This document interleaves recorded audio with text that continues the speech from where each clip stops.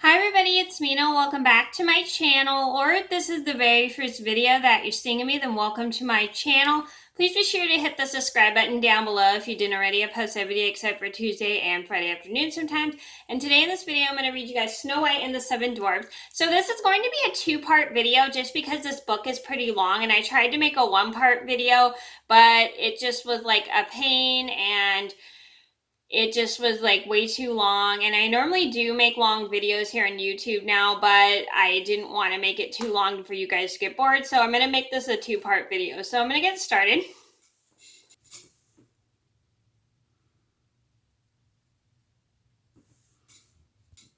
Once upon a time, in the middle of winter, as snowflakes fell like feathers from the sky, a queen sat gazing out her window through its black ebony frame. She admired the blooming bush planted outside.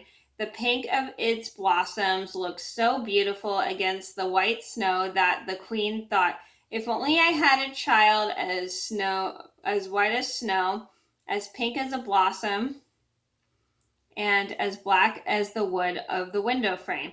Soon after, she gave birth to a little daughter with fur as white as snow, a nose as pink as a blossom, and ears as black as ebony. The child was called Snow White, and right after Snow White was born, the queen died.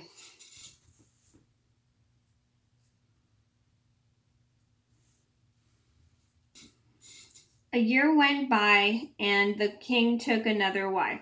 The new queen was beautiful, but vain and haughty, and she could not tolerate anyone other who rivaled her beauty. She had a magic mirror and often stood in front of it, admired herself, and said, "Mirror, mirror on the wall, who in this land is fairest of all?" Then the mirror would answer, "You, my queen, are fairest of all." And this with this reply, the queen would be content, for she knew the mirror would always told the truth.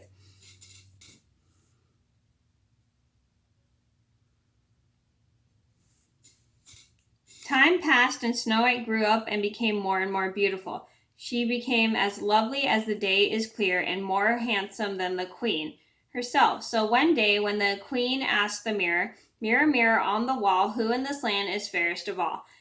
And the mirror answered, "You, my queen, have a beauty quite rare, but Snow White is many times more fair." The queen was horrified. From the moment envy and pride grew in her heart like weeds every time she laid eyes on young Snow White. Finally, she could stand it no longer.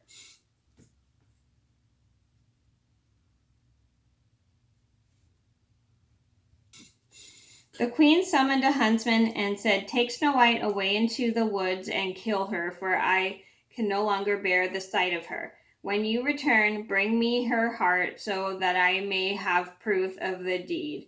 The huntsman dared not to disobey, so he led Snow White deep into the woods. He drew his hunting knife to pierce her heart, but Snow White began to weep and pleaded with him to spare her life. The huntsman, touched by her beauty, took pity on Snow White and let her go. Just then a wild boar rushed by, and the huntsman killed it, taking its heart for the queen as proof.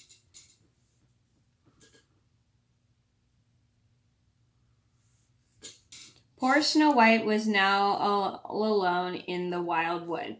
She was so frightened that she trembled at every leaf that rustled on the trees, so she began to run, and she ran on and on until finally she came to a little cottage and went inside to rest. Everything in the cottage was tiny, neat, and clean. Upon a white covered table were 7 little plates. Beside the plates lay 7 little forks, 7 little knives, 7 little spoons, and 7 little tankards. Against the wall, side by side, stood 7 little beds.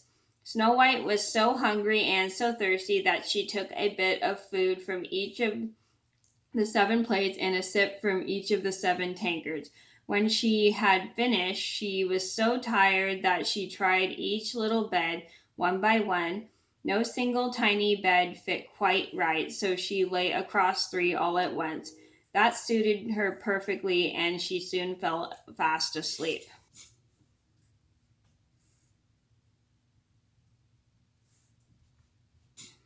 Night fell, and the owners of the cottage returned. They were 7 dwarves who worked in the mountains mining for gold. The dwarves lit 7 candles and discovered that someone had been in their home. "Who has been sitting in my chair?" said the first dwarf. "Who has been eating off my plate?" said the second dwarf. "Who has been eating my bread?" said the third dwarf. "Who has been eating my vegetables?" said the fourth. Let me start over. "Who has been eating my plate?" said the second. "Who has been eating my bread?" said the third. "Who has been eating my vegetables?" said the fourth. "Who has been using my fork?" said the fifth. Sorry, I've been reading so fast that I'm not paying attention. "Who has been cutting with my knife?" said the sixth. "Who has been drinking from my tankard?" said the seventh. Then the first dwarf looked about the cottage and saw that his bed was rumpled. "Who has been sleeping in my bed?" he said. The others ran to their beds. Snow White was soon discovered lying across 3 little beds, fast asleep. When the dwarves saw the girl, they cried out in surprise. Each fetched a little candle so they might see her better. So pleased were they by her beauty that they let the girl sleep on through the night.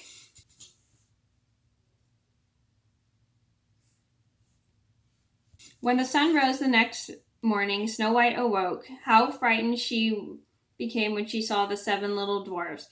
But they were friendly and asked, "What's your name?" "My name is Snow White," she answered. "And what has brought you to our home?" they asked. So Snow White told the dwarfs her story. She told them about her cruel stepmother who had ordered Snow White to be killed, and about the huntsman who had spared her life, and how her journey in the wild wood had brought her to their cottage. Then the dwarf said to Snow White, "If you will care for our house, cook for us, make our beds, wash our clothes, and keep everything neat and clean, then you may stay with us and you will want for nothing."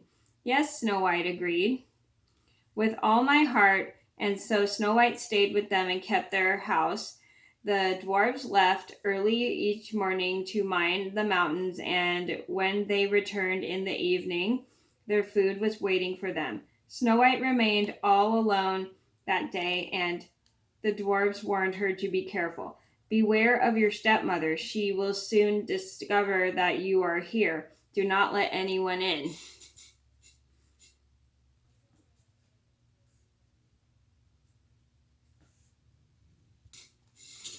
The queen, meanwhile, believing that Snow White was dead, and that she herself was now the most beautiful in the land, went again to her mirror and asked, "Mirror, mirror on the wall, who in this land is fairest of all?" And the mirror answered, "You, my queen, have a beauty quite rare, but Snow White is many times more fair. Over the hills and far away she dwells with the dwarves today."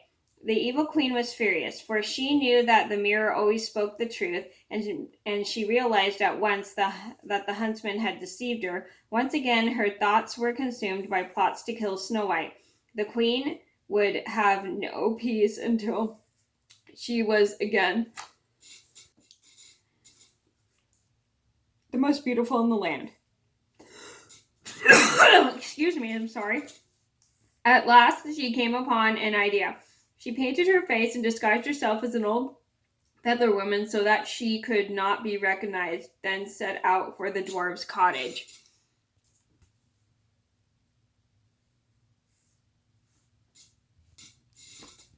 "Good things for sale," cried the queen, when she arrived outside the cottage. Snow White peeped through the window. "Good day, my good woman. What have you to sell?" "Pretty things, my dear, silken laces of every color." She had held one up. "I can let this honest old woman in," thought Snow White. "Surely the dwarves would not mind." And so she opened the door and bought a pretty lace. "My dear, let me lace you up properly." Snow White allowed the queen to fasten her bodice with the silken lace, but the queen tied the lace so tightly that Snow White could not breathe, and she fell down as though dead. "Now I am the most beautiful again," declared the queen, and she hurried away.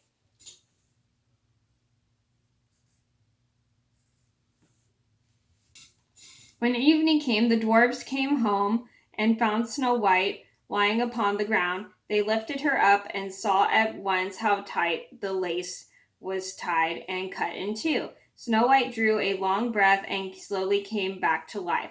When the dwarves heard Snow White's tale, they understood at once what had happened. The old woman was the evil queen. They told Snow White, "Mind what we told you and let no one in while we are away."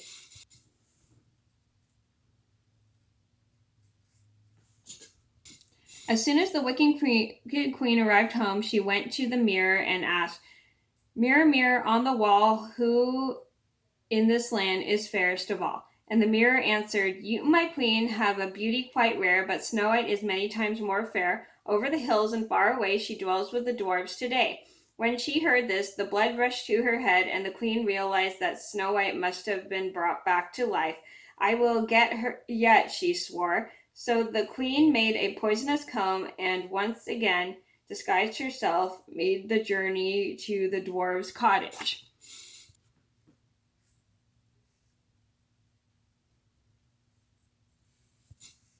"Pretty things for sale," she cried. Snow White looked out the window.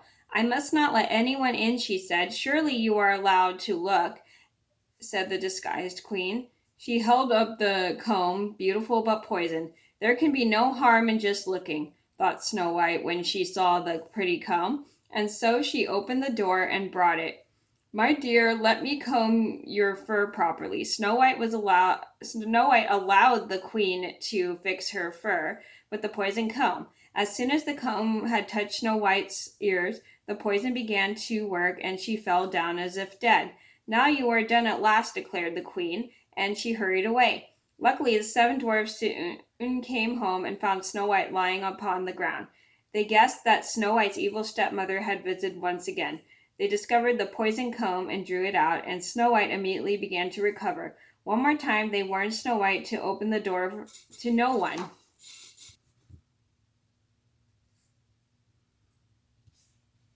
Okay, so I'm just going to stop the video here because it's getting quite long, but thank you guys so much for watching. Please be sure to like and subscribe if you haven't already. I post every day except for Tuesday and Friday afternoon sometimes, and I'll see you in another video soon. Bye!